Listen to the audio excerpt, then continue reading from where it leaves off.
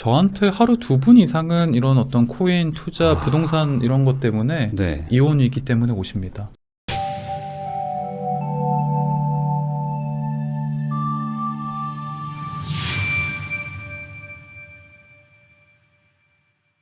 안녕하세요. 당신이 부자 되는 그날까지 응원하는 부익남입니다. 요즘 자산 하락으로 마음고생하는 분들이 정말 많습니다. 특히 금융자산 쪽에서 먼저 좀 붕괴가 좀 시작되면서 뭐 마이너스 30%, 마이너스 뭐 50% 반토막 났다. 뭐 이런 분들도 정말 많고 그러면서 좀 심적으로 마음이 좀 힘들다. 고생스럽다는 분들이 정말 많아졌는데요. 그런 분들에게 도움을 주실 수 있는 분을 모셨습니다. 실제로 주식 투자도 한번 해보셨고 그리고 지금도 하고 계시고 그리고 부동산 투자까지 둘 다를 해보신 정신과 전문의 분을 모셨습니다. 연세봄 정신건강의학과의 박종석 원장님입니다. 안녕하세요. 안녕하세요. 네. 제가 뭐 간단하게 소개는 드렸지만 그래도 우리 시청자분들한테 한번 소개 한번 부탁드리겠습니다. 안녕하십니까 부일남 그 구독자분, 애청자분, 시청자 여러분. 저는 그 정신과 전문의 박종석이고요. 굉장히 그 투자에 무지했다가 예전에 큰 어떤 교훈과 상처를 받고 지금 하루하루 그거를 또 배우고 다시 공부해 나가고 있는 정신과 의사입니다. 네. 제가 그 책 쓰신 것도 제가 봤는데 그 주식으로 먼저 시작을 하셨었고 거의 전 재산에 가까운 분들을 크게 한번 잃으시고 깨달음을 많이 얻으셨다. 막 그런 내용이 있더라고요. 근데 정신과 전문의, 뭐 어찌 보면 이 심리적으로 가장 좀 내가 어떻게 대응해야 되는지도 다 알 것 같기도 한데 그래도 이 투자랑은 또 다른가 봐요. 저도 알 거라고 생각했어요. 제가 잘할 거라고 생각했기 때문에.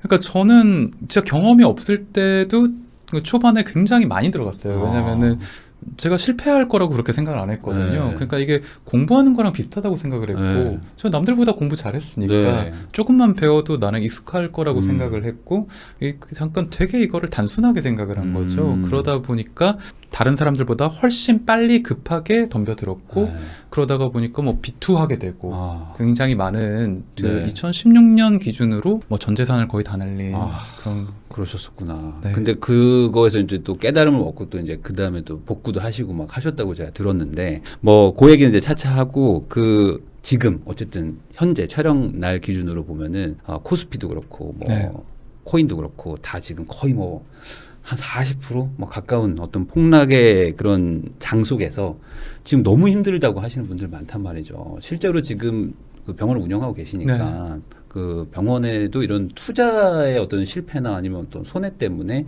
내방하시는 분들이 좀 많으신가요? 내담자분들이 정말 많죠. 그래요? 우리나라 정체가 지금 투자 쪽에서 공황에 빠졌다고 해도 상관이 아닙니다. 과언이 아니고요. 작년부터도 굉장히 많이 오셨는데 올해 2월에 지정학적 리스크, 그 우크라이나 러시아 전쟁 이후로는 뭐 이런 투자 공황장애, 투자 우울증 이렇게 오시는 분이 저희 병원에만 하루에 10명 가까이 됐어요. 그래요?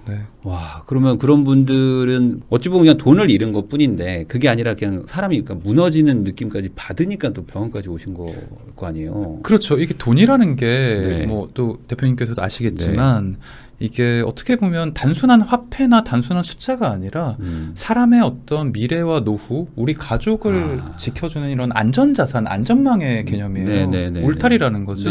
그러니까 내가 그 버티고 있는 기반이 다 무너지면 사람은 자존감의 폭락을 겪을 수밖에 없어요. 미래에 대한 어떤 이제 불안만 남게 되는 거죠. 그러면 그때부터 생기는 거는 지독한 두려움과 공황, 그리고 평정심을 잃게 되고 자기 자신의 존재에 대해서도 계속 의문을 가지게 됩니다.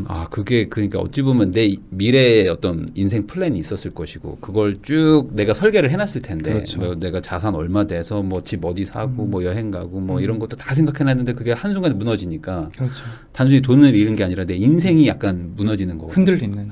그렇게 생각하는. 물론 돈이나 이런 경제적인 것만이 자존감을 지탱해주는 기둥은 아니지만 사실 사람을 안정감이라는 게 어떻게 보면 이 세로토닌 레벨에 달려 있는데 이런 갑작스런 어떤 그 돈의 어떤 엄청난 손실, 몇 천만 원, 몇 억, 뭐 심지어는 제 환자들 중에서는 몇십억 날리고 오신 분들도 있거든요. 그러면 이 사람들이 내가 이거를 이루기 위해 어떤 정말 투자했던 시간과 노력, 어떤 이렇게 얘기하세요. 내 인생의 절반이 날아갔다. 이렇게 얘기하면 그 박탈감이 너무나도 큰 거죠. 그러면 그게 이제 뭐 단순히 그냥 기분 문제가 아니라 어떤 막 호르몬부터 막 어떤 증상까지 어떤 막 정신적인 어떤 막 고통까지 다 수반된다는 거잖아요. 그렇죠. 아, 그러면은 보통 증상이라고 해야 될까? 뭐 그런 게 뭐 어떤 정도로 오는 건지. 어떻게 이거 보면은 네. 굳이 말하자면 투자 유발성 공황장애라고 하는 게 정확하게 임상적으로 맞아요. 아, 투자 유발성 공황장애. 네. 그러니까 원인이 분명한 거죠. 네네. 공황장애는 사실 어떻게 보면 정확한 원인과 결과가 없는 병이기도 한데 있을 수도 있고 없을 수도 있어요. 네. 그러니까 그 하위 개념의 하나죠. 투자로 인해서 유발된 공황장애라고 보시면 됩니다. 네. 우선 뭐 생활에 집중이 안 돼요. 집중이 뭐 안 되고. 하루 종일 불안하고 네. 심장이 미친 듯이 뛰고 내가 이러다 모든 게 망할 것 같고 뭐 정말 뭐 눈앞이 안 보이고 어지럽고 내가 아닌 것 같고 이게 네. 이 폭락하는 이 장을 이렇게 쳐다보고 있으면 현실이 네. 현실이 아닌 것 같고 뭐 코인 투자 뭐 네. 이게 꼭 뭐 주식뿐만이 아니라 네. 그 부동산도 예전에 이거 반대의 경험을 하신 분들이 있어요. 네. 2016년 이후로 부동산이 굉장히 많이 폭등을 했잖아요. 네, 네, 네. 이걸 살려다가 안 산 사람들. 아. 왜냐면은 내가 이걸 샀었으면은 내가 남들만큼 돈을 벌었을 텐데 네네. 이 포모 증후군, 이 아. 박탈감, 벼락거지가 되었다는 이 어떤 스스로에 대한 죄책감, 자책감이 어떤 이런 공황과 자기 자신에 대한 분노, 우울감을 충분히 유발할 수 있죠. 아, 그러면 번 돈을 잃는 것만큼이나 벌 수 있었던 기회를 놓치는 것도 비슷한 증상이 올 수도 있는 거라고 봐야 되는 거예요. 맞습니다. 뭐 예를 들어서 이런 분들 있잖아요. 뭐 내가 살던 아파트를 2016년에 팔아가지고 전세로 전환하고 그 현금으로 딴 데 주식으로 한 사람이 있어요. 네네네. 그렇게 되보면은 우리 아파트에 나만 빼고 다 부자가 된 거잖아요. 그럴 수 있죠. 예, 그런 경우가 생각보다 많습니다. 아, 더 잘 아시겠지만 네. 2016년에 부동산 어떤 그 분위기 안 좋았어요. 좋았기 때문에 네. 그때는 뭐 이제 뭐 그때도 부동산이 끝났다는 얘기가 나왔었고 뭐 저도 그 피해자 중에 한 명이에요. 그런 어떤 레포트에. 네. 예, 그래서 부동산을 이제 팔아서 네. 돈을 마련해서 딴 걸 투자해야 된다. 아. 다른 걸로 대체 투자를 해야 된다는 얘기가 많았고 그래서 그 아파트 동에서 자기 혼자 어떤 집을 팔고 전세로 전환했다가 네. 그 정말 집값이 2배, 3배까지 오르지 않았습니까? 네. 그러면서 생긴 박탈감을 아직도 해결하지 못하는 사람이 많아요. 아, 그러면 이게 어떤 일상생활에 아까 좀 어려움이 있다고 하신 분들도 많다고 그랬는데 그게 네. 뭐 예를 들어 뭐 이혼을 한다거나 막 파혼 막 하거나 막 이런 정도까지 막 가는 건가요? 너무 많죠. 아, 그래요? 저한테 하루 2분 이상은 이런 어떤 코인, 투자, 부동산 이런 것 때문에 네. 이혼 위기 때문에 오십니다. 아, 그래요. 그리고 이번에 코로나 기간이 길었잖아요. 네. 그 신혼부부들이 네.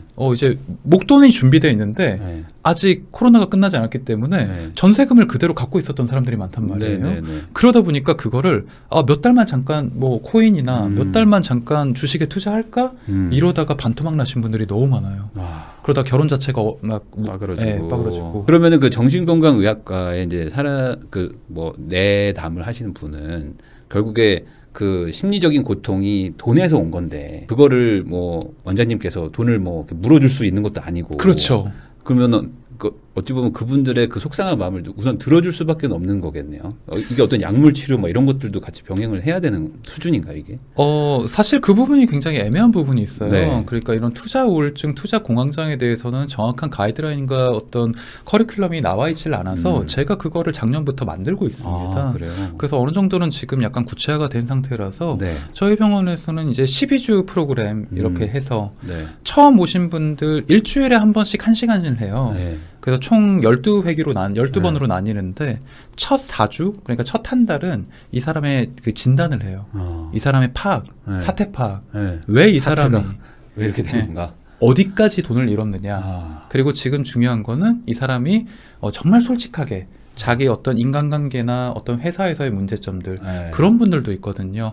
내가 날린 돈을 막으려고 횡령하시는 분도 있습니다. 아, 그래요? 네, 그러면서 이게 단순히 내 돈을 잃는 게 문제가 아니라 네. 가족, 지인, 뭐 어떤 아버지, 부모, 형제들의 돈 다 잃고 네. 그것도 모자라서 회사 돈까지 끌어쓰다 보니까 직장에서도 잘려서 오는 분들이 많아요. 그러니까 이분들이 사회 직업적 기능이나 어떤 대인관계까지 무너지는 상태에서 오긴 경우가 많기 때문에 말씀하신 대로 돈을 물어줄 수는 없지만 네. 이 사람이 2차적인 추가 피해를 제가 예방할 수가 있는 거죠. 아, 그러네요. 그러면은 이게 그분들은 당연히 막 지금 절박하니까 그렇죠. 만회해야겠다라는 생각에 이제 집착하죠. 본전에. 어떤 막 이성적인 판단을 못 하시고 그냥 막 주변에 돈 있으면 우선 막 가져다가 뭘 하려고 하는. 뭐 제3금융권, 뭐 제4금융권 레버리지 아니면 더 위험한 건 빠지는 거죠. 뭐 부동산으로 내가 뭐 약간 손해를 봤다. 네. 그러면 그걸 주식으로 만회하려고 보고 주식으로 만회를 하려면 더 큰 어떤 10배 벌 필요가 있으니까 코인에 코인 올인하고. 들어가고. 예, 그러다가 이렇게 더 추가적인 실패가 반복되고 네.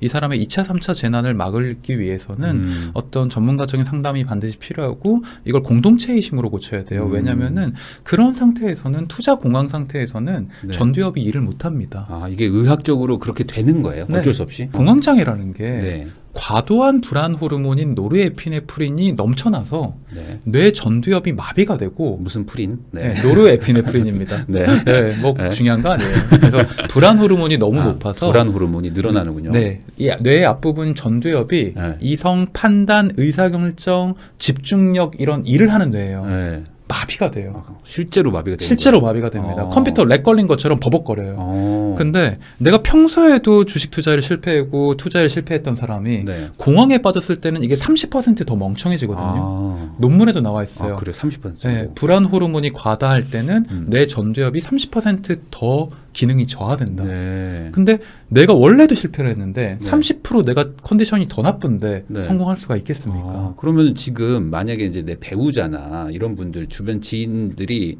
뭐 심각한 타격을 입었다.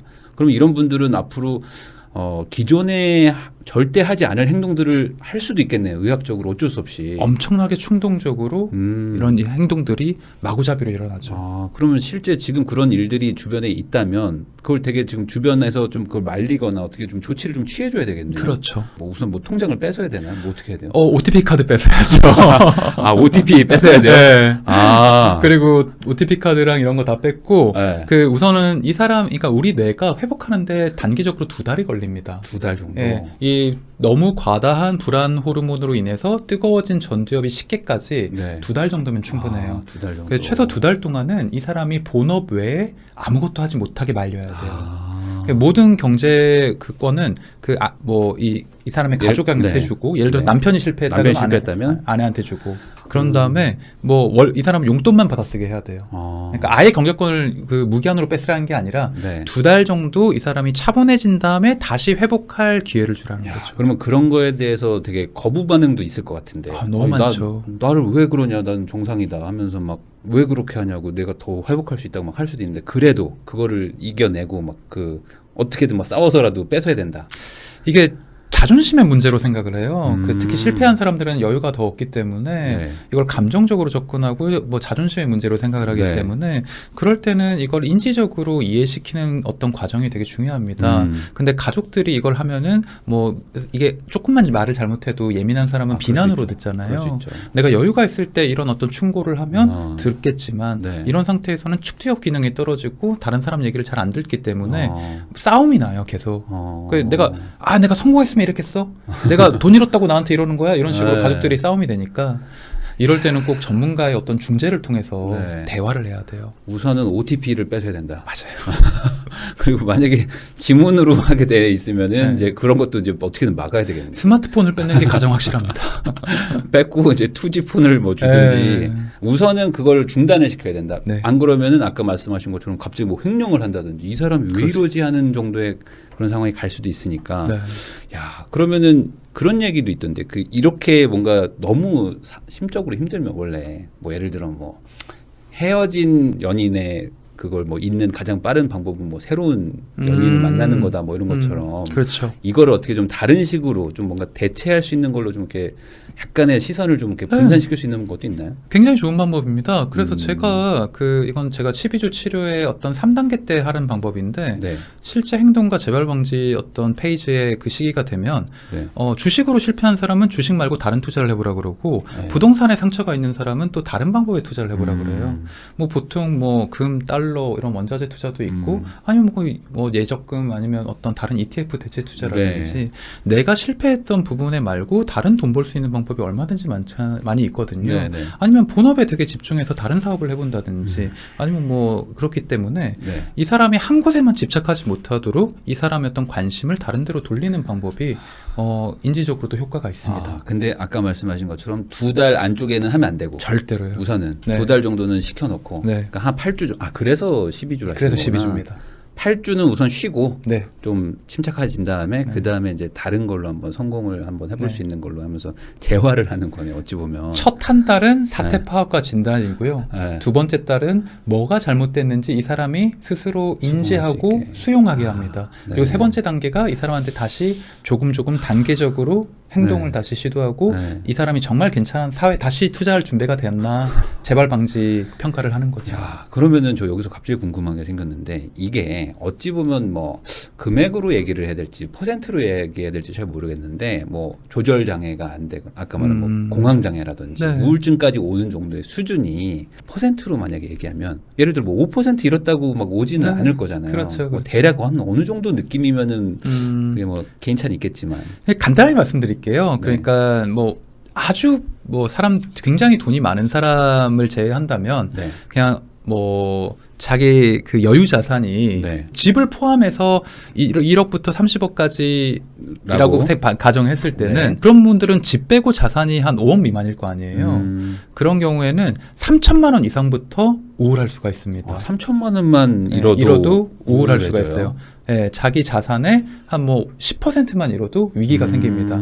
근데 실질적으로 아주 큰 문제가 생기는 거는 1억부터예요. 1억 정도? 네. 아, 이게 어떤 심리적인 그 선을 넘어가는 느낌인가요? 1억이면? 그렇죠. 아. 그러니까 3천만 원이면은 내가 멘탈이 흔들릴 수 있고 네. 1억부터는 다리가 휘청거리기 시작하죠. 아, 그러면은 이게 내가 인식하지 못해도 그냥 몸이 그렇게 돼버리는. 사실 이 투자를 하시는 분들은 또 이게 부일남 시청자분들은 또 아시겠지만 사람이 몇 백만 원 정도의 어떤 손실은 네. 친구들한테 이렇게 뭐 얘기할 그럴 수가 수 있어요. 근데 몇 천만 원부터는 친구들한테 얘기를 안 합니다. 아, 투자로 돈 잃었다는 사람이 별로 없고 돈 땄다는 사람만 있는 이유가 네. 돈 잃은 사람들은 조용히 저한테 옵니다. 그러니까 자기 연봉으로 해결할 수 없는 수치가 돼버리면 그거예요, 기준이. 네. 내가 몇 달 안에 이거를 숨길 수 없는 돈. 아. 내가 1년을 벌어도 이게 그러니까 이걸 덮을 수 없는 돈이 돼버리면 네네네네. 이게 멘탈이 통제할 수가 없게 아, 됩니다. 내 소득으로는 이거 조만간 누군가한테 걸린다. 이거 네. 방법 없다라는 느낌을 받는 금액 되면 그때부터 이제 멘탈이 나간다. 네. 아, 그러면 제가 여기서 또 궁금함이 생기는데 뭐 이런 말씀을 드려서 좀 죄송하지만 괜찮습니다. 그 돈을 많이 잃어보셨잖아요. 예를 들어 한 아까 말씀하신 한 3천만 원 정도 잃기 시작하면 우울감이 시작되는 건가요? 네, 3천만 원 정도 잃기 시작하면 남한테 화가 납니다. 제가 3천만 원 잃었을 때는 그때 그 모 회사 주식에 대기업에 투자를 했다가 대기업에. 예, 그 회장이 그 감옥에 가는 바람에 갑자기 폭락을 했는데 네. 예, 제가 사고 나서 일주일 후에 감옥에 가시더라고요. 네. 회장님하고 회장님 동생이 다. 좀 일찍 가시지 좀. 네. 그러면서 폭락을 하고 네. 그래서 아무튼 결과적으로 그것 때문에 한 3천만 원 날렸었는데 네. 그때 제가 주식에 투자한 시드가 한 1억 정도였고 아. 3천만 원을 날리고 이렇게 네. 30% 손실이 나게 되면 다른 사람한테 화가 나요.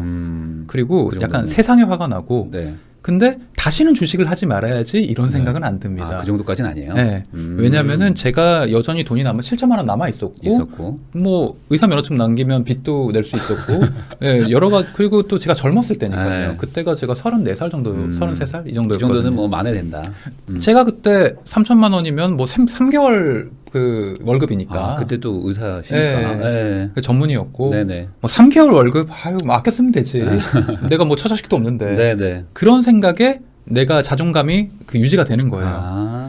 근데 제가 이때는 너는 주식을 할 레벨이 아니고야 공부를 하고 다시 도전해라 이런 어떤 가르침인데 네. 이 교훈을 느끼지를 못하고 아. 운이 나빴다 회장 네. 탓이다 뭐 종목 탓이다 나는 잘못된 게 없어 이렇게 스스로 아집에 빠지고 개인화의 오류에 빠지면은 네. 이번에 돈을 잃은 건 타이밍이 나빴고 시드가 적기 때문이다 라고 생각을 해요. 아, 그 시드가 적다라는 생각으로 자연스럽게 가는 거예요, 이게. 예. 왜냐면은 주식이라는 게 보통 사람들이 다 오를 때 삽니다. 네. 예, 이게 두 가지예요. 초보자들은 이게 불타기를 꼭지에 불타기. 사거나 네. 천장에서 네. 와, 나 이거 안 사면 나만 거지 되는 거 아닌가? 뭐 코인도 그랬고 다들 그랬죠. 뭐 심지어 루나조차 그랬습니다. 네, 네. 그러니까 원인도 모르고 남들이 다 미친 듯이 사니까 아 이거 내일도 오르고 모레도 오르고 지금이라도 사야 내가 그렇죠. 이거 왜 먹는다. 네. 돈 복사된다. 네. 네. 그렇게 사는 거예요. 네. 또 두 번째 이유는 폭락을 했으니까 네. 이거 박인 세일이네. 아. 백화점 폭탄 세일이네. 싸다. 예, 단기적으로 50% 이거 반토막 났으니까 이제 오르겠지. 전혀 근거가 없는 임의 추론에 오릅니다. 네. 이게 더 오를 이유고 더 떨어질 이유에 아무 근거가 없어요. 근거는 없는데. 예, 그렇기 때문에 인지적 오류를 해석하지 못하고 실수를 네. 반복하는 거예요. 아. 저도 그랬죠. 그리고 저는 경험했던 게 제가 처음에 돈을 그 주식 투자를 했을 때도 조금 더 10% 더 올랐다가 확 떨어졌어요. 아. 그래서 제가 내가 1억을 넣었기 때문에 10% 올랐을 때 1,000만 원밖에 못 벌어서 만족을 못했는데 제가 만약에 4억이나 5억을 넣어서 10% 4천, 5천이면 이 정도만 해도 충분히 만족했을 것 같다. 그러니까 잘 빠져나올 수 있지 않았을까? 아, 그럴 수 있죠. 네, 그러니까 시드에 무리하게 올인 투자를 하게 되는 거죠. 그러니까 내가 가진 돈으로 부족하니까 네. 영끌을 해야겠다. 아. 레버리지를 써가지고 비투를 해야겠다. 그러니까 박앤세일이라는 느낌도 있고 네. 여기서 돈을 더 넣으면 그 회복하는 거 이상으로 돈을 더 벌 수도 있으니까. 그렇죠. 내가 3천만 원 잃었으니까 네. 최소한 5천만 원을 더 약간 해야 본전이 아니냐. 내가 이거 마음고생을 얼마나 했는데. 이게 문제인 거예요. 그런 식으로 생각이 가는군요. 네, 조금. 굉장히 개인적으로 생각합니다. 그러니까 내가 실패할 거라는 계산을 전혀 안 하는 거예요. 전혀 안 해요. 이게 대표적인 인지 오류인데 선택적 추상화라든가 긍정격화, 그러니까 내가 실패했는 데는 분명히 이유가 있습니다. 네. 근데 저번에 실패했으니까 이번에 오르겠지. 이런 어떤 정말 이게 도박사의 오류예요. 네. 어떤 그 대표적인 도박사의 오류가 뭐 카지노 같은 데 가서 홀이 9번 연속 나왔다. 이번에 짝이 나올 확률이 되게 높을 거라고 생각해서 돈을 밀어넣는단 말이에요. 네. 이번에도 50대 50입니다. 그렇죠, 사실은. 네, 이걸 착각하는 거예요. 네. 이만큼이나 많이 떨어졌으니까 이제 오를 때가 됐다라는 거는 네. 어디에도 근거가 없는 말이고 이렇게 떨어진 이 재무제표나 어떤 음. 기업의 문제점이나 이익이나 전환사채의 리핏이 뭐 이런 것들을 분석해야 되는데 네. 그냥 오르겠지라고 하는데 이거에 몇 천만 원, 몇 억을 넣습니다. 근데 네. 원장님은 그렇게 하셨잖아요, 또. 그렇죠. 야, 네. 이게 어쩔 수 없는 거예요, 이게. 의사도 이게 안 되는구나. 근데 전- 그렇게 해서 또 이러신 거예요? 그래서 제가 영끌 해가지고 은행비 1억을 내서 네. 제가 그때 이게 돈을 우선 모았어요.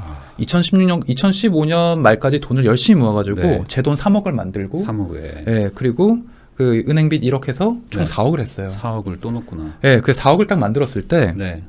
어떤 사람이 잠실 파크리오에 한번 가서 네. 집을 사는 게 어떻겠냐. 아, 그때 천금 같은 조언을 해줬습니다. 15, 16년도에 예. 예. 그래서 제가 갔어요. 갔어요. 부동산 업자도, 그러니까 그 중개사도 2번이나 만났습니다. 네네네.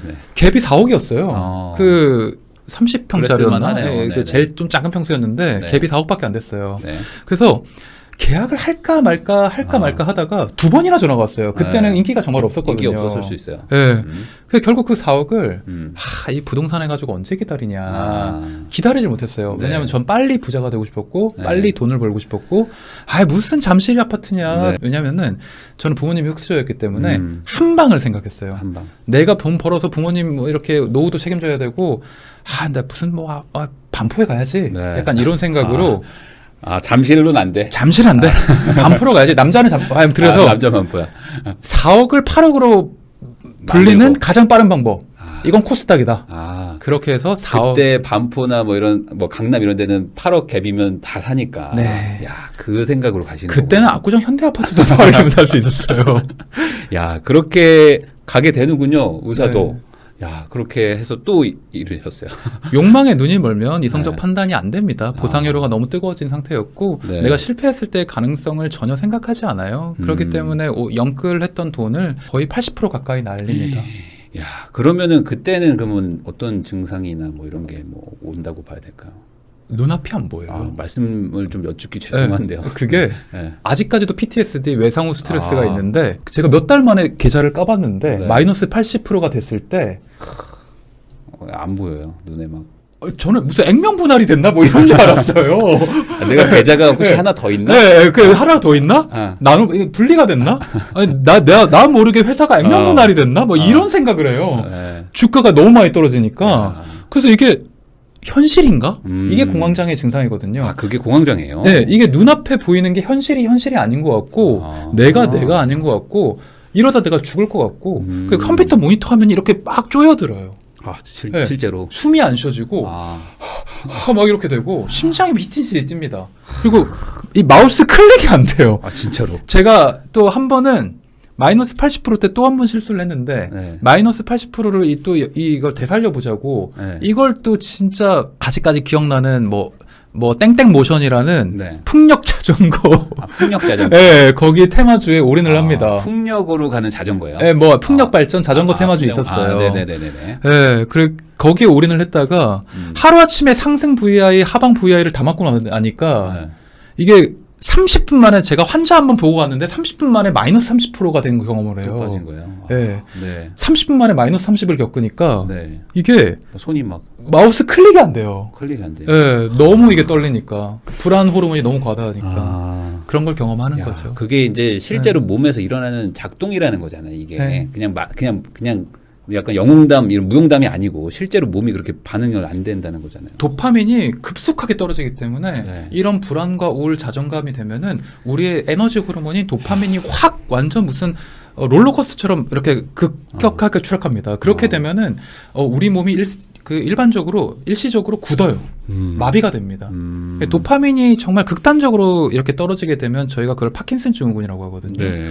그러니까 일시적으로 그런 어떤 몸에 몸이 움직이지가. 이렇게 쪼여져요. 그걸 경험하게 됩니다.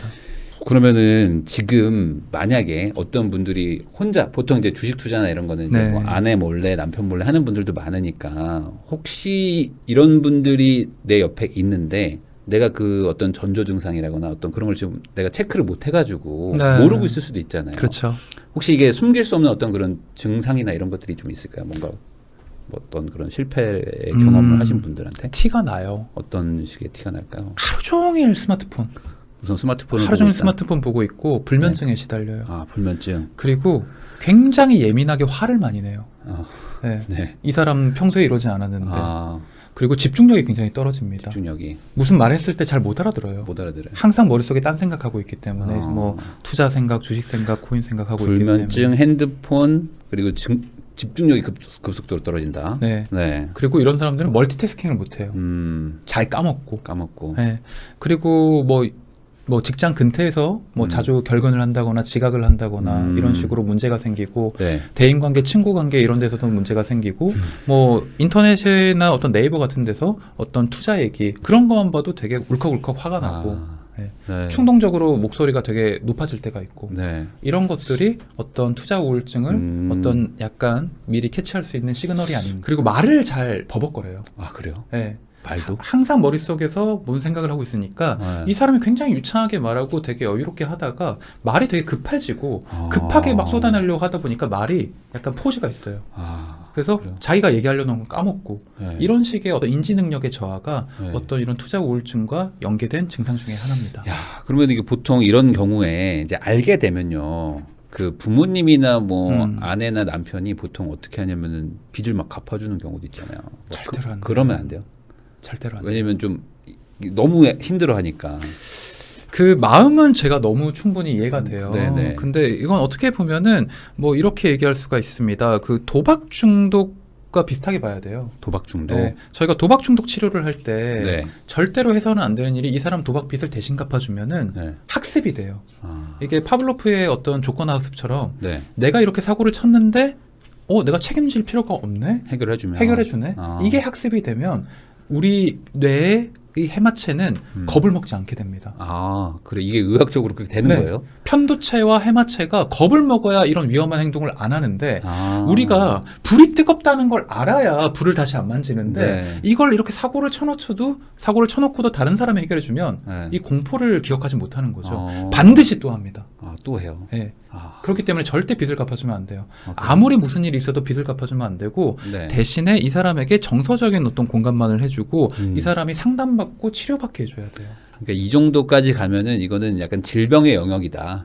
그러니까 치료가 필요한 거다라고 치료가 생각을 해야 된다는 거죠. 이게 단순히 그냥 잠깐 빠졌으니까 이 사람이 그냥 우울감을 느끼다가 회복되겠지라고 생각하기에는 좀 심각할 수도 있다. 그러면 반대로 이제 그거를 이제 겪은 분 입장에서는 나 너무 힘들잖아요. 지금 너무 힘들고 뭔가 막 외롭고 막 이러실 텐데 그럼 병원을 찾아가면 좋은데 병원을 가려는 마음이 들까? 잘 모르겠어요. 이게 아무래도 내가 뭐 질병이 있다는 생각까지는 안 하니까 나는 그냥 그쵸. 회복해야지. 나는 돈을 더 투자해야지. 막 이런 생각으로 갈 것 같은데. 우리나라 사람들 그렇지 않아도 정신과 잘 안 가지 않습니까? 그래서 더 안 가요. 왜냐하면 이거는 투자에 실패한 사람들이 나는 틀리지 않았다. 이게 이 공통적인 습관이거든요. 네. 운이 나빴다. 네. 뭐 잘못 탔다. 네. 그 흐름을 잘못 탔다. 흐름이 이렇게 나빴다. 생각을 하거든요.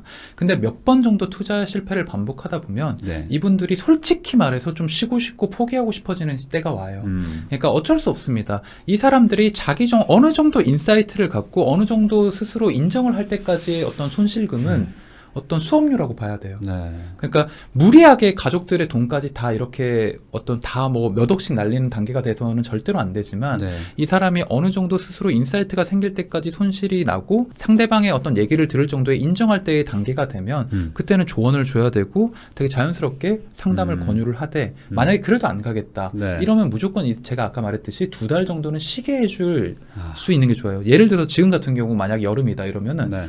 그러니까 정신과도 안 간다, 상담도 안 한다, 다 싫다 이러면 그럴 수 있잖아요. 남편이랑 싸우지 말고 여보 그냥 우리 한 달 동안 휴가를 갔다 옵시다. 음. 그게 계좌를 지키는 일이에요. 아, 안 그러면 아까 말한 막 이 전두엽이 막 마비되면서 막 이상한 행동들을 할 수도 있으니까 또 투자를 하죠. 또 투자하고. 네. 그러니까 이게 생각보다 그런 분들이 지금 있을 수도 있잖아요. 이 너무 정도까지 많아요. 빠졌으니까. 네. 2월부터 시작을 해가지고 네. 그러니까 이건 결과론이긴 하지만 올해 2월부터 6월까지 지금 투자를 안 한 사람이 투자 1등입니다. 그냥 현금만 쥐고 있었던 사람들. 네. 근데 다들 그 전에 조급하게 들어가서 지금 간단히 말하면 어떤 주식 투자 입장에서 보면은 네. 우리나라에 안 물린 사람이 아무도 없어요. 그러겠죠. 물론 자기 자신이 엄청난 고수라고 생각하는 사람들의 대응 방식은 다르겠지만 네. 투자에 대해서 내가 초보고 주식에 대해서 초보라 그러면은 지금은 차라리 아무것도 안 하고 그 HTS나 주식 프로그램 다 지우고 네. 자기 본업에만 집중하는 게 아. 어떻게 보면 본업에 투자할 시기라고 봐야 되는 거죠. 네. 그러면 지금 만약에 주변에서 도와줄 수 있는 것 중에 하나는 차라리 뭐 이른 휴가를 가든지 네. 어떻게든 좀 쉬게 하고 그리고 아까 말씀하신 2달 정도의 시간을 어떻게든 좀 확보해 준다. 대화를 많이 하는 게 되게 중요해요. 그러니까 이 사람이 이렇게까지 불안한, 그러니까 모든 행동에는 이유가 있거든요. 네. 그러니까 인지, 감정, 행동의 삼각형이라는 게 있습니다. 인지. 사람의 행동에는 이유가 있어요. 네. 잘못된 행동에도 이유가 있습니다. 네. 그러니까 예를 들어서 지금 2030들이 이렇게 투자에 올인하는 이유가 포모증후군이나 어떤 박탈감, 부동산에 엄청 지나친 폭락, 네. 내 근로소득 평생 해봤자 강남 아파트 못 산다. 네. 이런 어떤 불안에서 기인한 출발이잖아요. 그렇죠. 그렇기 때문에 이거에 대해서 우리가 시작점에 대해서 우리가 불안을 이렇게 약간 다스려줘야 되는 거죠. 다독거려줘야 되는 거죠. 그러니까 되게 뻔한 얘기지만 네가 지금 급하게 이렇게 덤벼들었다가 실패할 확률이 더 높다는 거를 공유시켜줘야 되고 이거를 우리가 비판적이지 않고 공격적이지 않게 이해를 시켜야 되는 작업을 꾸준하게 부지런하게 해야 됩니다. 물론 안 들어요. 그 욕심에 눈이 멀어가지고 이렇게 전두엽이 마비되면 저도 그랬어요. 너는 그렇게 천천히 그렇게 뭐 조약돌처럼 벌어. 나는 한 방으로 인생 역전할 테니까. 안 들려요. 근데 이걸 듣지 않더라도 꾸준히 이 사람한테 주입시키고 이 한결같이 옆에서 똑같은 얘기를 해줘야 돼요. 그러면 100번쯤 얘기할 때는 이 사람이 알아들을 때가 있습니다. 왜냐하면 자기도 쉬고 싶으니까. 네. 그러니까 사람들한테 계속 그런 똑같은 루틴의 힘 그리고 차근차근 쌓아 올리는 거의 중요함을 알려줘야 돼요. 혹시 그 예를 들어 남편이 그랬어요. 그럼 아내 입장에서는 뭐 속상하기도 하지만 좀 비난을 하고 싶어질 거잖아요. 어쩔 수 없이. 사람이면. 어쩔 수 없이 네. 뭐 예를 들어 뭐 네. 얼마 잃었어? 한 1,000만 원 잃었어 했는데 한 1억 잃었어. 그러면 이제 뭐 하면서 막 나가잖아요. 그렇죠. 욕이 나오죠. 요건 절대 하면 안 되는 행동인가요? 예, 비난을 하면은 더 추가 피해가 생깁니다. 아, 그래요? 예, 감정적인 싸움을 하게 되면은 이게 이 사람이 그걸 만회하기 위한 엉뚱한 짓을 또 해요. 그러니까 아내분이 이럴 때는 절대. 그리고 정말 얘기하고 싶은 게 있다. 글로 쓰세요. 말로 하는 것보다 글로 쓰면은 이 분노나 감정 느끼는 어떤 그 뜨거움의 어떤 그 전달력이 한 번 꺾입니다. 카톡 되나요? 카톡 괜찮습니다. 카톡 괜찮아요. 근데 카톡도 약간 편지를 써라. 손글씨. 손글씨 정도. 뭐 예를 들어서 아내가 사고를 쳤다. 그러면 사랑하는 아내에게 나의 이 분노를 금할 길이 없지만 손글씨. 이런 식으로 쓰다 보면은 이 분노가 좀 사그라져요. 그리고 객관적이 되고. 그럴 수 있죠. 이게 쓴다는 행위가 인지적으로 굉장히 중립적인 시각을 공유합니다. 글씨로는 화내기 쉽지 않아요. 쉽지 않죠. 쓰다 보면. 뭐 쓰다가 이렇게 저도 그랬어요. 네. 제가 투자 일기를 반복해서 썼거든요. 그때 2016년에 전 재산 다 날리고 복습을 했습니다. 네. 반성 일기. 네. 투자 반성 일기. 내가 왜 잘못했나. 쓰다가 집어 던지고 쓰다가 찢고 그거를 끊임없이 반복해서 내 뇌를 좀 차갑게 시켜야 돼요. 그냥 그런 스스로도 좀 그렇게 하고 주변 분도 절대 비난하지 말고 다만 OTP나 뭐 계좌 같은 건 좀 어떻게든 좀 뺏어 놓고 네. 그리고 나서 계속 응원의 멘트와 괜찮다 할 수 있어 하면서 좀 진정시키기. 운전면허증, 아니, 신분증이랑 인감 뺏어놓고 그리고 뭐 육체적인 활동을 많이 해야 돼요. 뇌가 너무 이렇게 스트레스 받았을 때는 육체적인 활동으로 뇌를 편하게 해주는 게 줍니다. 그 운동하는 동안 뇌는 쉬어요. 그래요? 그리고 또 그 많은 분들이 이걸 좀 모르고 계신데 네. 그 운동 우리 뇌에는 IGF-1 단백질이라는 게 있습니다. IGF-1? 예. 네. 이 단백질이 뇌를 건강하게 만들어요. 네. 예. 10분 운동하면 뇌세포 100개 생깁니다. 뇌가 좋아지는 거가 운동이다? 네. 그러니까 정확하게 말하면 뇌세포가 새로 생기는 게 아니라 네. 망가졌던 뇌세포가 분노와 공황으로 망가졌던 뇌세포가 운동을 하면은 10분에 100개 정도는 업데이트 된다는 거죠. 네. 네. 그렇기 때문에 건강해집니다. 안 하는 것보다 100배 낫네, 그래도. 훨씬 낫죠. 하루에 1시간씩 운동을 2달 정도 한다. 저는 무조건 그 2달간의 쉬는 기간 동안 운동을 계속 요구하거든요. 그러면 다들 똑같이 얘기해요. 선생님, 제가 돈도 다 날렸는데 무슨 재미로 운동을 합니까? 아니에요. 운동을 해야 계좌를 회복할 수 있습니다. 그러니까 이런 것들이 필요하다. 어떤 뭐 신체적인 의학적으로 봤을 때도 네. 그냥 단순히 그냥 내가 오늘부터 투자 잘해야지 한다고 되는 게 아니다. 라는 거죠. 뇌가 변하지 않으면 절대로 투자에서 성공하지 못해요. 그렇죠. 뇌가 결국에 투자를 하는 그렇죠. 거니까. 그러니까 뇌의 컨디션을 회복해야 된다. 네. 그런 얘기인 것 같습니다. 다음으로 그러면 이걸 좀 여쭤보고 싶은데, 그럼 이제 그러면 이번에 잃었다 이거죠. 네. 근데 이거는 이제 어쩔 수 없는 일이고 다음에는 그러면 좀 이런 걸 좀 막아야 되니까 네. 잃지 않을 수 있는 어떤 의학적으로나 아니면 어떤 뭐 습관이라거나 네. 좀 투자에 좀 도움되는 거를 좀 여쭤보고 싶어요. 우선은 이제 원장님의 어떤 어찌 보면 좀 특이한 이력이라고 해야 될까? 실제로 잃어보신 네. 죄송합니다. 실제로 많이 잃어보신 또 정신과 전문의이시니까 그 아까 한 거의 한 4억 네. 정도 3억 2천만 원 정도. 네. 3억 2천. 야, 그럼 이거를 결국에 회복을 하신 건가요? 네, 다행히. 그래요? 네. 뭐 어떻게 회복을 하신 건가요? 그러니까 제가 그때 가장 실패했던 게 네. 실수였던 게 네. 주식으로 이런 돈을 꼭 주식으로 벌어야겠다. 라는 어떤 선입관에 빠져 있었기 때문에 그럴 필요가 없습니다. 결과적으로 그러니까 사람들이 그 어떤 고집을 가지는 이유는 자기 자신에 대한 어떤 그 실패를 인정하기 싫은 마음 때문이에요. 네. 나는 틀리지 않았다. 네네. 이거를 증명하고 싶은 거죠. 그리고 자꾸 후견 편향의 오류, 결과론의 오류에 빠집니다. 네. 항상 그 시점이 현재에 맞춰 있어야 돼요.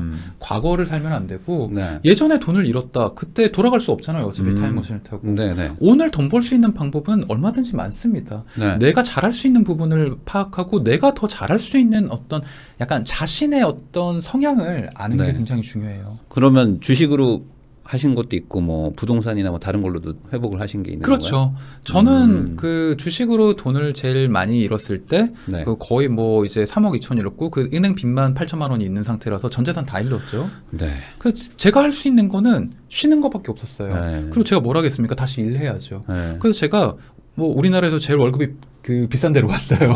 네, 본업 정신과 전문인데 네네. 안동으로 갔습니다. 본업에 투자한 거죠. 아무래도 지방이 좀 많이 주니까. 지방이 아무래도 많이 주니까. 네. 그리고 안동이 좋았던 게 모든 자극으로부터 좀 덜 쓸 수 있잖아요. 그러니까 돈을 적게 쓰고. 네.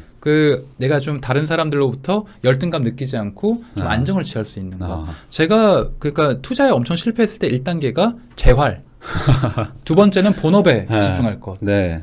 이걸 통해서 안동에서 시드머니를 모아서 그 돈으로 제가 다시 그때 좀 생각을 해요. 그 시드머니를 모은 다음에 이 돈으로 뭘 해야 될까. 그래서 그때 또 부동산을 사는 게 가장 현명한 일이었으니까 그 경기도에 어떤 갭 투자를 해서 부동산을 삽니다. 그러니까 그 지치고 뭔가 잃었던 그런 뭐 다 놔버릴 수도 있는 상황에서 우선 한 2달 정도 이제 머리가 식은 다음에 안동으로 우선 가서 요양을 하고 요양을 좀 한 다음에는 본업에 다시 일을 시작을 하고 웃으면 안 되는데 네. 그리고 어느 정도 이제 체력이 회복돼서 돈이 조금 모였을 때는 다시 주식을 투자할 것인가 다시 뭘 투자할 것인가의 여러 가지 선택권에서 내가 고통스러운 기억이 있는 어떤 트라우마가 있는 주식에 다시 재도전하지 않고 나는 아직 솔직히 말해서 저거 다시 너무 고통스러워 아직도 너무 무서워 이걸 인정하고 이걸 이기려 들지 말고 다른 투자법이 여러 가지 있기 때문에 부동산 투자를 생각을 한 거죠. 타이밍상 좋았겠는데요. 2018년에 샀으니까 나쁘지 않았습니다. 초반에 3월에 샀으니까 네. 나쁘지 않았고요. 물론 또 그거 외에도 그리고 어느 정도 이제 집이 있으니까 네. 예전만큼 내가 불안하진 않잖아요. 여유가 생기니까 눈이 넓어지기 시작합니다. 네. 용기도 생기고요. 네. 그러니까 또 본업에 이제 더 내가 본업으로 어떻게 보면 또 전문화를 시켜서 잘할 네. 수 있는 방법을 생각을 하다가 네.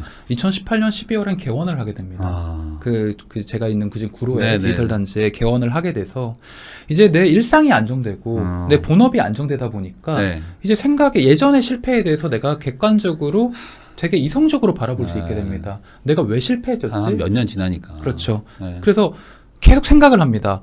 내가 그때 실패했던 이유에 대해서 계속 일기 쓰고 반성하고 복습하고 공부하고 그거를 한 2년 정도 하다가요. 네.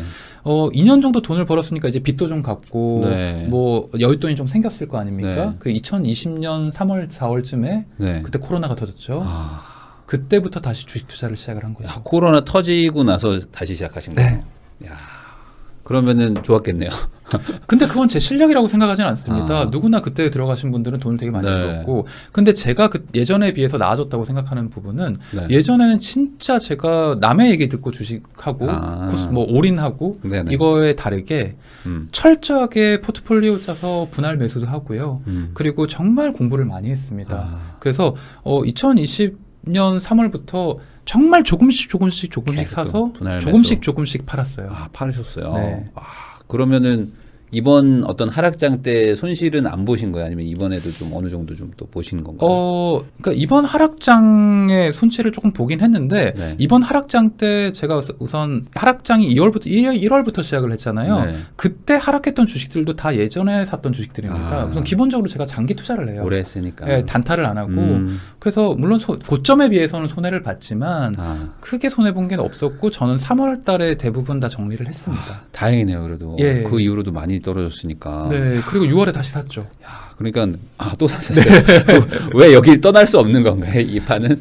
그러니까 3월에 네. 뭐 사고 네.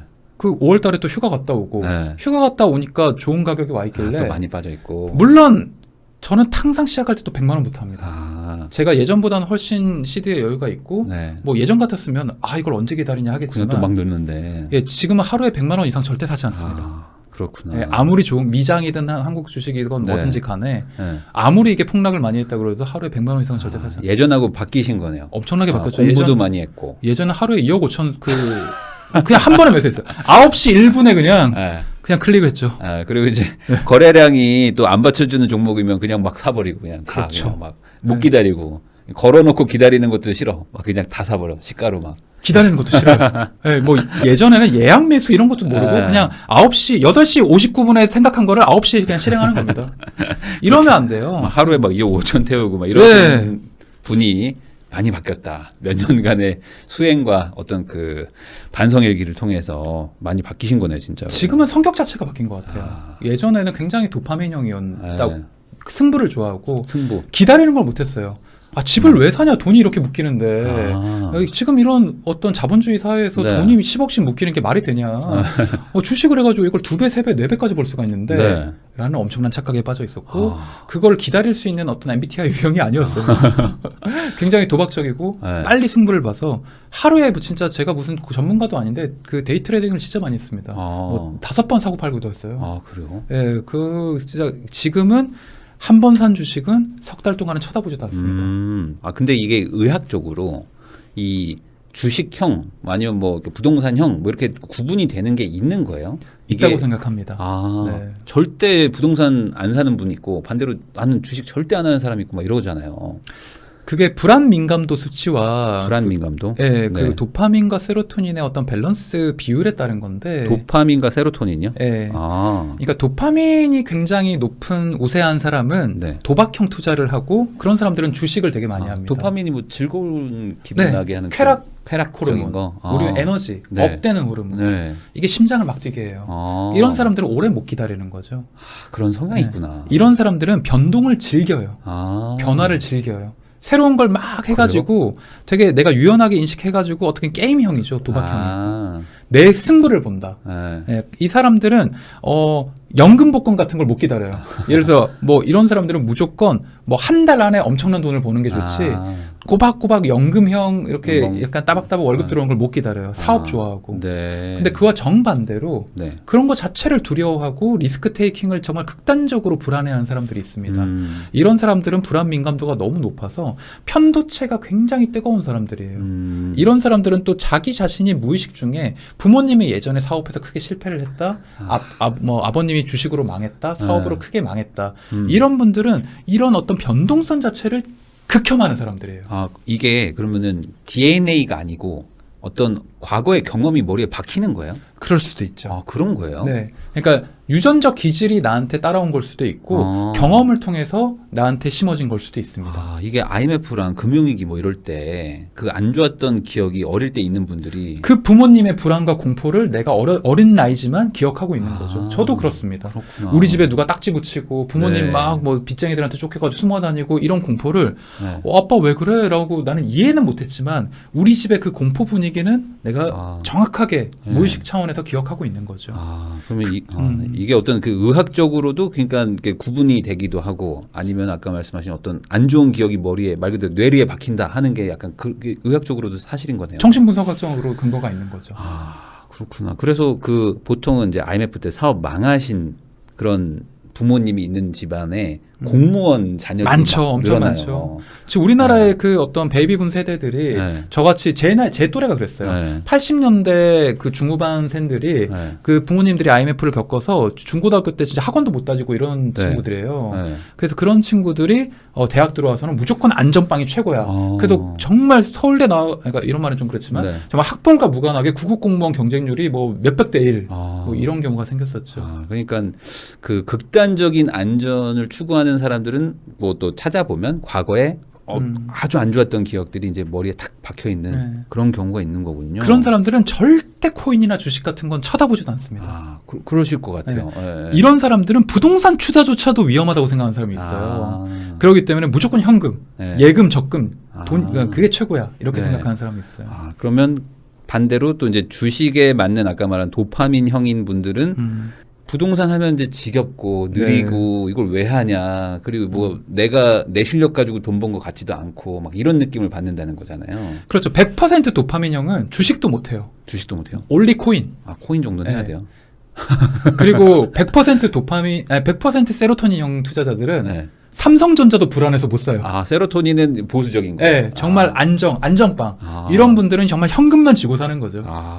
부동산도 위험하다. 부동산도 5년에 한 번은 대폭락하지 않느냐. 이런 분들은 정말 현금 부자들. 그냥 현금만 계속 모으는 분들도 있잖아요. 그게 의학적으로 그렇게 될 수밖에 없는 거군요. 이유가 있습니다. 그럼 이게 바뀌어요? 그 바뀌는 방법이 있나요? 뭐 예를 들어 도파민이 알아서 줄어들지는 않을 거고. 그러니까 이게 성격 유형 이론에 따르면은 사람의 성격이라는 거는 30% 유전적이고 70%는 경험과 어떤 자기의 어떤 환경. 그러니까 70%는 변화가 가능합니다. 아, 그래요? 그러면 웬만하면 바뀔 수 있다는 얘기네요. 쉽게 바뀌지는 않습니다. 내가 왜냐면은 이게 축적된 경험이 있잖아요. 그러니까 제가 42살인데 내가 이때까지 42년 동안의 빅데이터가 있는데 내가 이 42년치의 경험을 한꺼번에 바꾸려면은 그만한 시간과 노력이 필요합니다. 혹은 인생을 바꿀 만한 엄청난 경험. 저는 했죠. 2016년에 전 재산을 날려보지 않았습니까? 한 4억 가까이 날아가니까. 그럼 사람이 변합니다. 바뀌고 신중해지고 세상 바라보는 시각이 변합니다. 해탈의 경지에 한번 갔다 오셨기 때문에 안동에 또 가서 또 요양도 하시고. 안동이 생각하기 좋은 곳이에요. 웃으면 안 되는데 죄송합니다. 이미 다 회복하셨다고 하니까. 그러면은 그렇게 바뀌려면은 결국에 그 예를 들어 뭐 집을 이제 안 사는 분들도 많단 말이죠. 나는 집 사는 거 진짜 무섭다. 그래서 이제 뭐 이렇게 상승장 때도 안 사시는 분들도 있는데 지금은 더 안 사고 싶어 한단 말이죠. 근데 그런 분들은 그럼 결국에 뭐 예를 들어 아내나 남편분이 막 극렬하게 반대해요. 그러면은 설득을 하려고 하는 게 어찌 보면 좀 약간 무의미할 수도 있는 건가요? 뭔가 그 쉽게 안 바뀔 거 아닙니까 이게? 그러니까 자기의 아집과 선입관에 빠진 뇌는 네. 되게 유연하지가 않아요. 그러니까 이게 어떤 뇌의 통합적 사고를 하기 위해서는 자뇌와 우뇌의 어떤 흐름, 소통이 중요한데 네. 이게 뇌랑 교각이라고 하는 자뇌와 우뇌를 연결하는 브릿지가 있습니다. 두 개의 사이에 다리가 있어요. 다리. 네. 그러니까 자뇌와 우뇌가 있고 이게 네. 연결하는 다리가 있어요. 네. 이게 그런 분들은 이 다리가 극단적으로 좁은 사람들, 시야가 좁아요. 연계가 안 돼요? 네. 그럼 무슨 문제가 나타나는 거예요? 다른 사람 얘기를 안 듣고 아. 자기 말만 맞고 내가 지금 눈앞에 있는 멀티태스킹 안 되고 말을 안 해요. 숲을 절대 보지 못하고 나무만 보는 거죠. 아. 지금 눈앞에 이름만만 투자하고 거기만 집중하는 겁니다. 네. 그 이런 경우는 이 다리를 넓혀줘야 돼요. 2차선을 6차선, 8차선으로 남겨줘야 돼요. 그거 어떻게 넓히는 방법이 있나요? 공감 능력을 키워줘야죠. 공감 능력을 네. 키워준다? 다른 사람들은 어떻게 생각하느냐, 남들은 어떻게 살고 있느냐, 네. 유튜브 보고 배우고 수업 듣고 내 생각이 남들과 달랐구나 이런 어떤 자기 객관화를 경험하게 해줘야 됩니다. 그래서 아내가 백날 얘기해도 계속 그냥 자기만의 세계에 빠져 사는 사람들은 이런 분리랑 채널도 좋고 여러 유튜브 보면서 이런 시야를 좀 넓혀줘야 돼요. 그리고 왜 다른 사람들은 당신과 생각이 다른가를 공격적으로 얘기하거나 비난하지 말고 그 사람이 직접 깨닫게 해야 됩니다. 또 중요한 게 이런 경우가 있죠. 보통 그 아내분들이 남편분한테 이렇게 얘기할 때 인풋을 이렇게 준답시고 네. 누구네 뭐 이번에 집 엄청 올랐다던데 잘못된 방식이에요. 인풋이다. 네, 자존감을 건드리면 안 돼요. 엄친아 이런 식으로 막 해보면 애들이 우리 올라가니까. 내 친구 남편. 그렇지. 그런 거면 안 된다. 이렇게 하면 안 돼요. 그러면 방어 본능이 생깁니다. 방어 기증이 생겨요. 더 안 하려고 그래. 그러면 남자들이 이걸 감정으로 받아들이고 분노로 받아들입니다. 공격을 해요. 그렇기 때문에 우선은 칭찬해줘야 돼요.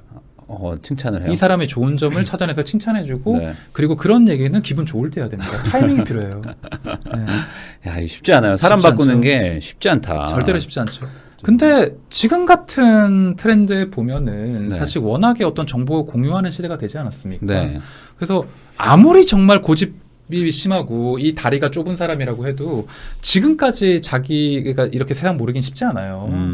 어느 정도 이 사람들이 마음의 준비가 되어 있고 어떻게 보면 좋은 계기나 기회만 있으면 이 사람이 그래? 그러니까 누가 약간 판만 깔아주면 네. 그 받아들일 준비가 되어 있는 분들도 많아요. 근데 생각보다 이제 그런 그 계기가 없을 뿐이지. 없죠. 네. 그 바뀔 수도 있다. 워낙 지금 인프라가 좋으니까. 그리고 사람들이 생각하는 거 내가 돈이 지금 뭐 1억밖에 없는데 어떻게 집을 사요? 이런 사람들은 내가 돈을 1억밖에 없는데 어떻게 서울 집을 사요에 맞춰 있기 때문입니다. 그럴 수 있죠. 네. 그러니까 자기 지금 현재 포트폴리오 자산의 수준에 맞는 어떤 단계를 봐야지 네. 남들이 어떤 몇십 년 동안 이룬 거를 내가 빨리 급하게 1년 만에 따라잡으려 어떤 욕망 그런 걸 생각하지 말고 방법은 번듯이 있어요. 그러니까 어려울 뿐입니다. 네. 지금 같은 부동산 어떤 하락장에서도 네. 공부하고 성실히 찾아가면 분명히 기회는 있어요. 네, 저는 네. 그렇게 생각합니다. 오히려 기회가 될 수 있다고 생각해요. 그러니까 이게 차근차근 가야 되는데 또 그동안 잃었던 걸 한 방에 또 메꾸려고 하니까. 쉽게 가려고 하니까. 그러면 또 안 네. 되는 거니까. 쉽게 많이 이런 생각을 하니까 한 발 한 발 어렵게 가야 되는데 네. 그러니까 그거 자체가 이미 어떻게 보면 투자의 이성과 합리성에서는 많이 벗어나 있는 거죠. 저 갑자기 생각난 질문이 하나 있습니다.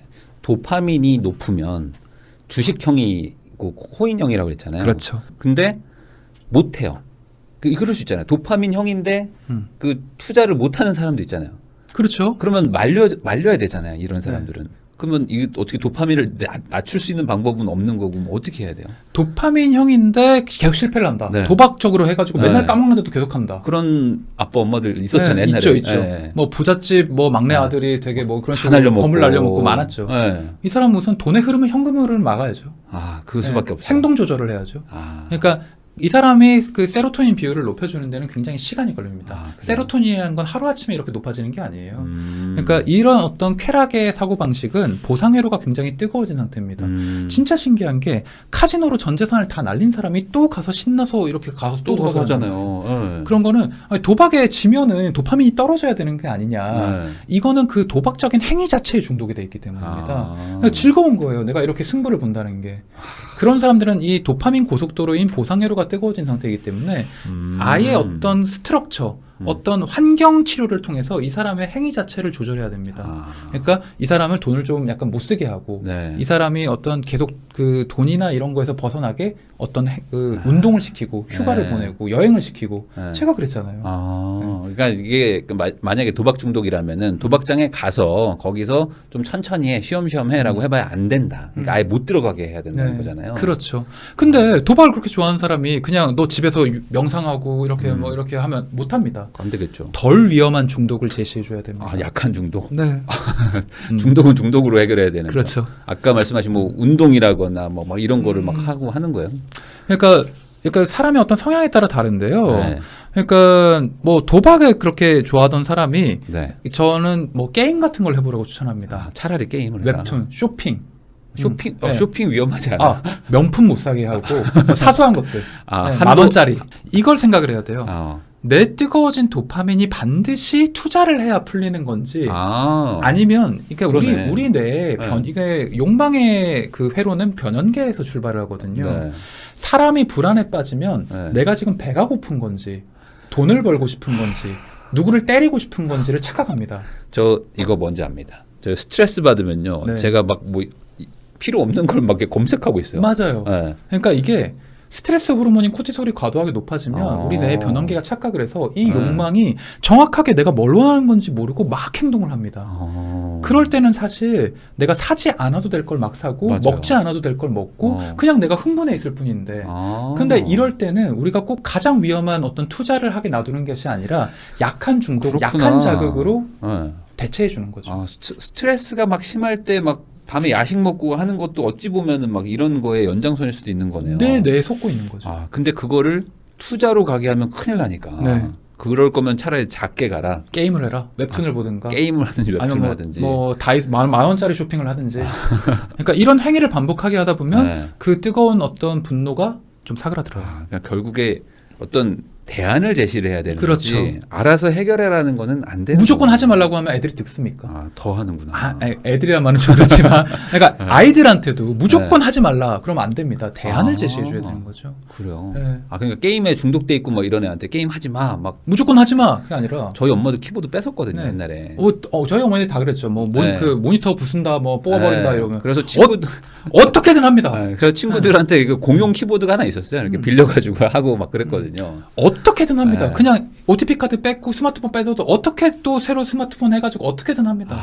그러니까 네. 이 사람이 지금 시간과 열정을 바칠 수 있는, 쓸 수 있는, 소모할 수 있는 뭔가를 다른 해줘야 걸 되는구나. 줘야 되는 거예요. 우선 OTP만 뺏어서가 아니고 뺏고 뭘 또 줘야 되는군요. 그 다음 단계가 있죠.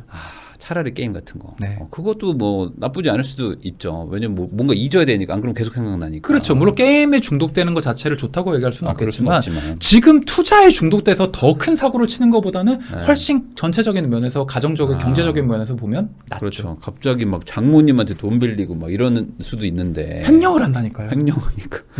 그럼 큰일 나는 큰일 거잖아요. 나죠. 이게. 야, 그러면은 이제 요런 질문 하나 해보고 싶은데 이게 MBTI가 물론 이제 정신과나 뭐 이런 데서 뭐 이렇게 아주 신뢰도가 높다, 뭐 아니다라고 얘기하기도 하니까 뭐 그걸 뭐 제가 의사 선생님한테 여쭤보긴 조금 좀 그렇지만 그래도 이제 일반적으로는 MBTI를 많이 요즘에 생각하니까 그냥 성향상 MBTI에서 요런 사람은 투자하면 안 된다 이런 거 있나요? ENFP는 절대로 투자하면 안 됩니다. ENFP. 네. ENFP는 정말 극단적 도박형이에요. ENFP요? 네. ENFP면은 약간 외향적이고 막 네. 좀 즉흥적이고 즉흥적이고 직관적이고 뭐 감정 계획보다는 그리고 뭔가 막 좀- 이렇게 변동적으로 네. 예. 네. 스스로는 유연하다고 생각을 하는데 네. 이렇게 남의 귀가 얇은 편이죠. 네. 예, 이랬다 저랬다 하는 거죠. 이런 분들은 도박형이에요, 이게? 네, 도박형입니다. 그래요? 네. 그렇기 때문에 절대로 투자하면 안 된다고 생각합니다. 물론 이런 분들 중에 잘하는 분도 있겠지만. 그 ENFP가 가끔 한 번씩 대박을 칠 때가 있습니다. 그래요? 그러니까 이게 ENFP의 반대가 네. ISTJ인데 저예요. 네. ISTJ들은 2020년 3월에도 주식을 투자를 안 합니다. 주식 안 해. 네, 안 해요. 지금도 못 해요. 네. 네, 벌벌 떨어요. 그러니까 네. 이게 나쁘다는 의미가 아니라 네. 그 변동성과 불확실성을 극혐해요. 그게 싫어요. 그러니까 내가 돈을 벌어도 그런 방식으로 부자가 되고 싶진 않다고 생각을 하는 거예요. 네. 왜냐면은 돈을 결과적으로 벌지만 그 안에 있는 어떤 그 불안과 고통의 스트레스. 시간, 그게 차라리 나를 해친다고 생각하는 네. 사람들이에요. 근데 정말 10년에 한 번씩은 네. 코로나 장이 그랬죠. 아, 정말 그럴 수 엄청난 있잖아요. 기회라서 ENFP들은 10년에 한 번씩 엄청난 돈을 법니다. 9년 동안 잃다가. 아, 그런 거예요. 네. 아, 그러면 ENFP 듣는 분들 중에는 있을 수도 있으니까 이런 분들은 조심해야 된다. 조심해야 되죠. 아, 물론 도박형이다. 이게 말씀해 주셨듯이 네. 제가 MBTI를 꽤 많이 공부를 해본 사람이지만 네. 의학적 근거가 있는 건 아니에요. 아. 근데 아예 근거가 없다고도 못합니다. 네. 그 구스타프 융이라고 하는 정신 분석학자가 만든 이론을 그 레퍼런스로 하고 있거든요. 아, 근데 ENFP를 무조건 사람을 16개로 나눌 수 있다가 아니라 네.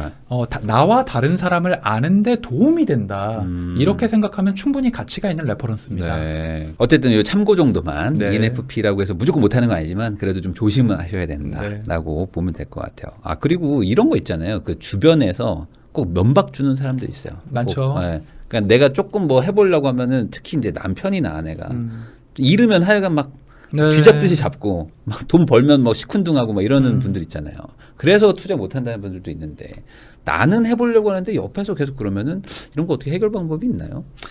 대화의 방식을 바꿔야죠. 음. 내가 이 사람의 얘기를 했는데 알아듣지 못한다는 거는 네. 이 사람의 그냥 약간 우리는 몰라서 못하는 게 아니라 감정적인 부분에서 안 하는 겁니다. 감정적으로 안 네. 한다. 감정적인 부분에서 이 사람한테 뭔가 좀 약간 부정적인 감정을 들게 했기 때문에 뭐 그냥 이런 말 해도 되나요? 빈정상하게 했기 때문에 네. 안 하는 거죠. 자존심 때문에. 어... 그냥 알아요.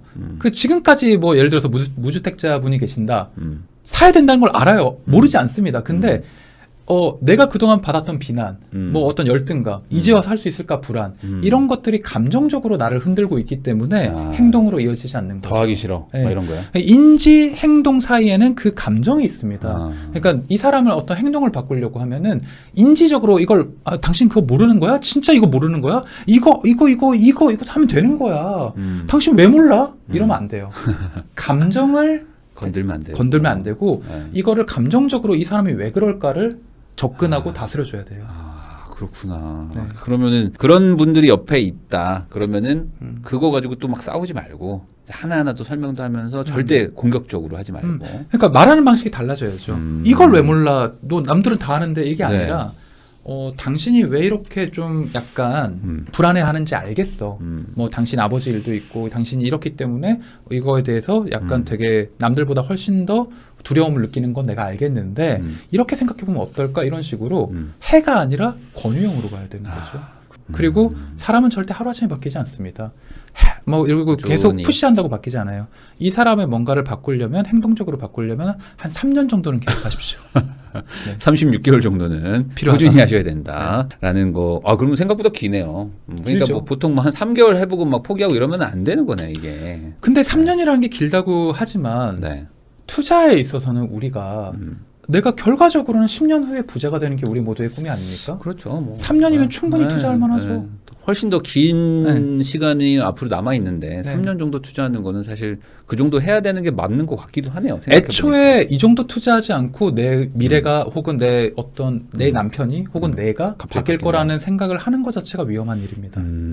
그렇죠. 그러면 이제 어떤 뭐 의학적으로 이게 뭐 있는지는 모르겠는데 그래도 투자를 할 때 좀 잃지 않을 수 있는 어떤 그 마음가짐 뭐 이런 게 좀 뭐 있나요? 뭐 이런 식으로 생각을 하면 뭐 좀 도움이 된다?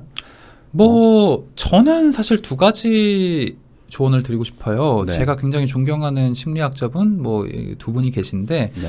한 분은 그 데니얼 커너먼이라고 하는 네. 그 심리학자이자 경제학자십니다. 노벨 네. 경제학상을 타셨어요. 네. 그러니까 주식과 투자의 심리를 그러니까 투자 자체의 심리를 처음으로 도입하신 분이에요. 이분이 생각에 관한 생각이라는 책을 썼고 네. 그 생각에 관한 생각. 이성과 직관의 힘에 대해서 강조를 하셨어요.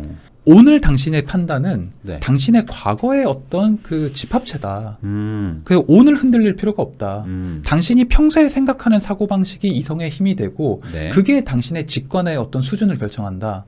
그렇기 때문에 이걸 투자에 응용하면은 네. 오늘 당신이 사고 팔고는 이미 과거에 결정되어 있다. 불안해할 필요가 없다. 성공과 실패도 이미 과거의 어떤 결과값이다. 그래요. 그러니까 오늘 고민할 필요가 없다. 어허. 당신이 생각하는 건 오로지 하나. 하루하루 내 이성의 힘을 쌓아가고 공부하고 그 경험의 축적으로 미래의 어떤 나를 결정하는 것이지 이걸 사고 팔고 안 할지는 이미 당신의 과거와 당신의 어떤 행동 습관, 당신의 지난 10년이 결정을 이미 한 상태다. 그러니까 내가 오늘 이 주식을 딱 보면서 살지 말지를 고민하고 있는 것 자체가 이미 나는 과거에 살아온 거의 그냥 결과물이다. 그렇죠. 안 바뀐다는 거네. 그렇죠. 오늘 뭐 내가 한다고 해서. 그러니까 오늘 내가 이번에 뭐 매매를 해가지고 네. 수익을 날지 안 날지는 오늘 결정 나는 게 아니라는 거죠. 이미 몇 년 전에 결정이 나 있었다는 거죠. 네. 그리고 오늘부터 고민하고 실패하고 시행착오를 겹쳐서 이걸 경험과 맨날 일기 쓰고 반성하고 기억하고 기록하면서 쌓아둔 이성의 힘이 내 내년의 어떤 직관, 내년의 의사 판단과 결정을 결정짓는다는 거죠. 이게 투자를 하는 분들의 공통적인 얘기가 공부해야 되고 네. 그리고 이제 좀 길게 보고 막 이렇게 하라고 하는 게 이거 심리학적으로 같은 네. 얘기네요. 빅데이터예요. 네. 그러니까 이거 지금 사고 팔까? 어떻게 해야 돼요? 이걸 지금 물어보는 시점에서 이미 틀렸습니다. 이미 내 과거에 그걸로는 안 되는 거네. 이게. 그리고 손실을 인정해야 돼요. 내가 지금 빅데이터가 쌓이지 않았는데 이성의 힘이 쌓이지 않았는데 공부를 하나도 안 해놓고 서울대에 가려는 사람은 없잖아요. 그러니까. 네. 공부를 하나도 안 해놓고 그 12년 동안 공부를 하나도 안 해놓고 수능을 왜 내가 만점을 못 맞지? 라는 질문하는 사람은 없습니다. 그런 사람은 없죠. 근데 투자 공부를 하나도 안 해놓고 왜 주식에서는 항상 아니면 부동산에서는 성공하려고 하는 겁니까? 저는 그거부터가 잘못됐다고 생각해요. 그렇기 때문에 항상 겸손하게 공부해서 나만의 루틴을 쌓아 나가는 게 내 미래의 어떤 투자를 성공을 이루는 방법이고요. 두 번째는 빅터 프랭클 이건 약간 좀 지금 아주 투자 공황장애, 지금 너무 힘든 분들을 위한 조언인데 빅터 프랭클이라고 하는 심리학자가 로고세라피라는 얘기를 했습니다. 뭐라고요? 로고테라피. 로고테라피. 예. 네. 인간은 어떤 악조건에서도 내가 살아갈 이유만 인지한다면 살 수 있다. 살아갈 이유만 있다면 살 수 있다. 이걸 투자에 응용을 하면 어떤 악조건의 장이라도 내가 투자해야 될 이유만 내가 깨닫는다면 나는 투자자로서 성공할 수 있다는 뜻입니다. 그러니까 실패에 대해서 이게 개인화를 시키면 안 돼요. 왜 나만 그러니까 모든 사람들이 주식으로 실패하고 투자를 실패하는데 왜 나한테는 그런 일을 왜 이런 불행이 생겼지? 라고 받아들이면 안 된다는 겁니다. 시행착오고 경험이고 필연적으로 내가 실패를 쌓아서 농사를 짓듯이 생전 처음 귀농해서 농사를 짓는데 성공하는 사람 봤습니까? 이 실패의 기록을 쌓아서 성공으로 가는 계단을 쌓는다고 생각을 해야 되고 지금같이 어려운 장에서는 차라리 내가 모든 걸 잃었다고 생각을 해야 돼요. 모든 걸 잃었다. 로고테라피에 두 가지 기둥이 있습니다. 하나는 사람은 너무 잘하려고 애쓰면 실패한다. 너무 잘하려고 하면 실패한다. 이거 맞는 것 같아요. 그리고 너무 열심히 하려고 하면 오히려 집중력이 떨어진다. 이게 두 가지 기둥이에요. 그러니까 지금 같은 어떤 불안한 장에서는 실패를 당연하다고 생각하고 자기 자신한테 약간 면책권을 줘야 됩니다. 자기 자신을 위로해 줘야 돼요. 그러니까 너무 불안해하면 오히려 더 못합니다. 너무 잘하려고 하면 더 못하기 때문에 지금은 실패하는 게 당연해. 지금 같은 장에선 손실을 보는 게 당연하다. 대신에 내가 이걸 통해서 손실을 최소화하고 배우는 게 분명히 있어야 된다. 그렇죠. 이게 쌓여야지 미래에 내가 좋은 선택을 할 거니까. 그렇죠. 제가 2016년, 2017년에 정말 지옥 같은 어떤 그 고통을 그냥 회피하지 않고 매일매일 기록을 하고 매일매일 모니터에 제 계좌 마이너스 3억 2천짜리 계좌 띄워놓고 스마트폰으로 보고 일기를 썼기 때문에 2020년에 제가 수익을 낼 수 있었던 거지. 그러니까 그걸 그냥 회피하고 내 탓이 아니라고 생각하고 변명했으면 저는 여전히 거지였을 거예요. 그러네요. 아니 이게 아주 잘하려고 하면 못한다는 게 부동산에도 맞거든요. 그러니까 그렇죠. 가장 좋은 걸 사려고 하다 보니까 못하죠. 아무것도 못 사요. 사실 정말 바닥에 살려고 하고 그런 것도 더 기다려야지 더 떨어질 것 같은데 솔직히 말하면 지금도 충분히 괜찮거든요. 그러니까 이거를 너무 나한테 제일 좋은 정말 최고의 타이밍이 올 것이다라고 생각을 하시면 안 돼요. 절대 손해 안 보고 최저점에서 잡을 수 있을 거라는 생각 자체도 어찌 보면은 아까 말씀하신 것처럼 그동안에 내가 쌓아놓은 어떤 공부와 이론과 어떤 그 시행착오들이 있어야지만 그래도 잡을 수 있는 건데. 그렇죠. 그런 거 하나도 없이 그때 되면 잡을 수 있을 거야라고 생각하는 것 자체도 좀 잘못된 거다. 되게 감정적이고 충동적이고 요행을 바라는 것이다. 아. 그거는 자기 객관화로 봤을 때 내가 아직 부족하구나라는 걸 깨달아야 돼요. 그러니까 모든 투자의 결과값은 자기 자신에 대한 어떤 미러링입니다. 아. 내가 지금 부동산에 실패했다, 코인에 실패했다, 주식에 실패했다. 이거는 내 현재 투자 레벨이 그 정도밖에 안 된다는 거예요. 그러니까 자기를 비난하는 게 아니라 내가 지금 이것밖에 안 되는구나. 근데 자기를 자책하거나 막 이렇게 한 게 아니라 그럼 어떻게 해야 레벨을 올릴 수 있을까? 이렇게 히어앤나우로 전향적으로 보라는 거죠. 과거 있고, 그러니까 이거는 이제 이미 일어난 일이고 여기서 내가 이제 문제점을 찾고 원인을 찾고 쌓아 나가다 보면 미래에 언젠가 또 한 번 오니까 기회는. 그런 사람들 있어요. 껄껄껄. 내가 그때 뭐 샀으면, 내가 그때 뭐 했었으면, 내가 그때 아파트 뭐 그때 샀었으면, 안 팔았으면. 근데 그 생각 드는 거 많잖아요. 이거 버려야 되는 건가요? 네. 이건 무조건 버려야 되는 습관이에요? 이게 이 불안이 우리의 뇌를 조종하고 있고 강박적으로 과거에 집착하게 만들어요. 이걸로부터 벗어나지 않으면 절대 발전이 없습니다. 이 생각을 하다 보면 또 못 사거든요. 왜냐면 과거 생각에 그 가격이 생각나니까 계속. 그게 나를 무기력하게 만들죠. 내 도파민을 깎아먹죠. 그래요? 부정적으로 만들죠. 회의론자가 되죠. 폭락론자가 되죠. 그러면 지속적으로 계속 문제가 생기는 거예요. 그럼 이것도 의식적으로 훈련을 하면 조금 좀 없어질 수 있는 그런 부분인가요? 그렇죠. 야, 이게 신기하네. 이게 뇌과학이나 이렇게 네. 의학적으로 이게 투자 마인드가 설명이 되네요. 저는 그동안 그냥 겪은 얘기를 했던 게, 이렇게 들어보니까, 이게 좀 어느 정도 맞는 것 같기도 하고. 이게 사람마다 이게 돈의 그릇이 있다고 맨날 얘기하는데. 그렇죠. 이게 결국에 아까 말씀하신 그런 내 과거에 쌓인 결과가 지금 현재 내 재산이다. 그렇죠. 계속 공부하면서 투자 레벨을 키워야 되는 거죠. 그러니까 일반인들은 그럼 어떻게 키워야 되냐 많이 궁금한데 어렵지 않습니다. 책 보고 유튜브 이런 어떤 그 브이람 채널 보고 공부하고 요새처럼 공부하기 쉬운 때가 없어요. 안 할 뿐이죠. 맞아요. 하긴 요즘에는 뭐 진짜 정보가 너무 많아서 뭘 들어야 돼요라고 할 정도니까. 그리고 이제 작게라도 한 번씩 투자해 보면서 잃을 수도 있는 거고. 필연적이에요. 잃지 않는다는 것 자체가 말이 안 되는 실패가 걸음이 돼서 내 내년의 성공을 이렇게 담보하는 겁니다. 잃을 때는 조금 적게 잃고 벌 땐 조금 많이 버는 게 결국에 투자로 성공하는 길이다. 네, 절대로 비투는 하지 마세요. 비투는 해본 경험자로서. 네, 제가 볼 때는 빚내서 사도 되는 건 집뿐이다, 아파트뿐이다 라고 생각합니다.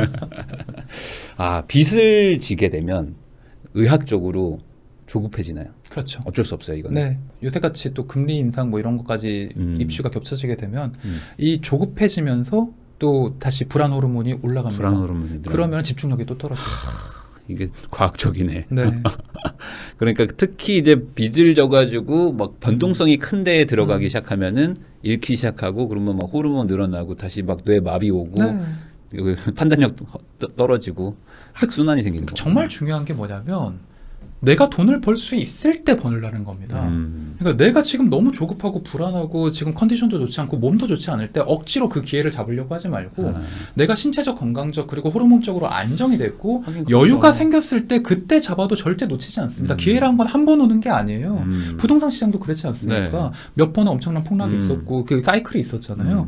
지금 열심히 내가 공부하고 준비하고 계획해서 시드 자금을 모으고 그렇게 되면 내가 무리하지 않고 들어갈 수 있는 타이밍이 분명히 와요. 이걸 못 기다리는 이유는 다른 사람이 몇십 년 동안 이런 걸 한 번에 따라잡고 싶어서 그런 열등감과 포모 증후군 때문인데 그래서는 이미 시작부터 지고 들어가는 거죠. 그렇죠. 그러니까 그 한 번에 따라잡겠다라는 거. 그러니까 이 초등학교 때부터 공부를 안 했는데 예를 들어 고2 때부터 이제 뭐 내가 11년간 공부한 전교 1등을 이기겠다 내가 뭐 3시간 자고 따라잡겠다. 불가능한 일이죠. 공부로 설명하니까 쉽게 좀 이해가 되네요. 어쩔 수 없다. 재수 삼수 해야 된다. 어쩔 수 없다는 거죠. 시간이 좀 걸릴 수 있다는 거. 대신에 이제 그 기간이 쌓여야지만 결과가 나온다. 아까 저는 그 얘기가 되게 공감이 됐습니다. 지금 판단하는 거 아무 의미 없다. 과거에 쌓인 너가 결정하는 것뿐이다. 그러니까 앞으로 미래를 바꾸려면 현재를 열심히 사셔야 된다는 얘기인 것 같습니다. 그럼 마지막으로 저희 부인남 이 시청자분들한테 뭐 따뜻한 조언이라도 한마디 해주시면 좋을 것 같아요.